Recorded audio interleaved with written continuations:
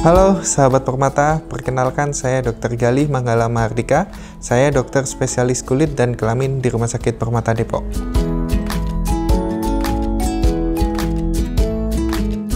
Sahabat Permata, penyebab jerawat ada 4. Yang pertama adalah produksi kelenjar minyak berlebih. Yang kedua adalah timbulnya bakteri, yaitu Propionibacter acne. Yang ketiga adalah sumbatan pada kelenjar minyak atau hiperkeratinisasi pada kelenjar minyak. Yang terakhir adalah inflamasi atau keradangan.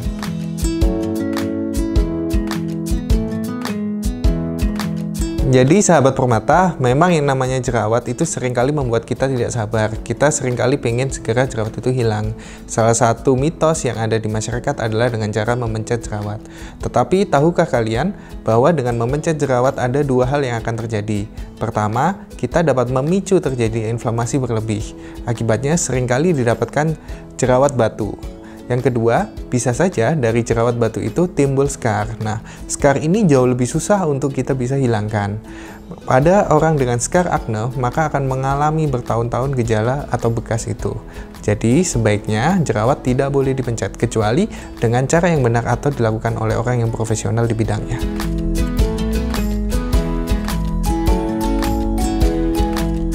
Mencuci muka itu adalah hal yang baik. Kita bisa cuci muka pakai apapun, kita bisa pakai air biasa, ataukah kita bisa pakai sabun. Untuk cuci muka dengan air biasa itu bebas, nggak ada masalah. Tetapi jika kita menggunakan sabun, ada aturannya. Yang pertama, tidak boleh mencuci muka terlalu sering. Kenapa? Karena penggunaan sabun cuci muka dapat merubah pH pada kulit wajah, sehingga wajah akan terasa lebih kering. Mungkin awal-awalnya kita merasa nyaman. Orang dengan kulit berjerawat biasanya wajahnya berminyak. Kita merasa nyaman dengan kondisi kulit yang tidak perlu terlalu berminyak.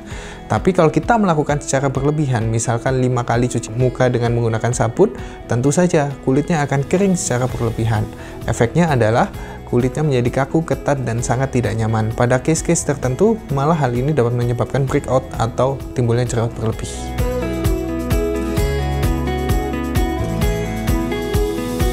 Jadi, sahabat Permata, ada hal-hal yang paling tidak kita bisa lakukan di rumah agar wajah kita tetap bagus. Yang pertama, jaga kebersihan. Seperti saya jelaskan tadi di awal, yang namanya jerawat itu dipengaruhi karena infeksi bakteri. Tentu saja dengan tidak memencet-mencet atau tidak sering-sering memegang wajah, itu akan menurunkan transmisi atau penyebaran bakteri dari tangan ke wajah.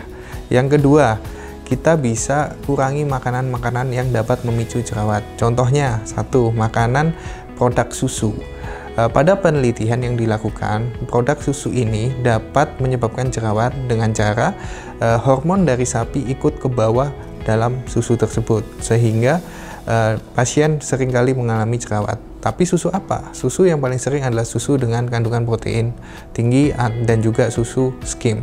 Terus kemudian yang kedua, hindari makanan yang manis. Makanan dengan glycemic index tinggi dapat memicu terjadinya inflamasi, sehingga dapat menyebabkan jerawat. Saran yang ketiga adalah jika ada yang menggunakan minyak rambut atau menggunakan pomade, sebaiknya hindari pomade yang menggunakan bahan oil base atau bahan minyak, karena tentu saja dia akan menambah minyak di wajah sehingga dapat menyebabkan jerawat. Saya rasa cukup penjelasan saya di sini. Semoga sahabat Permata senantiasa diberikan kesehatan di tengah pandemi ini. Bye-bye.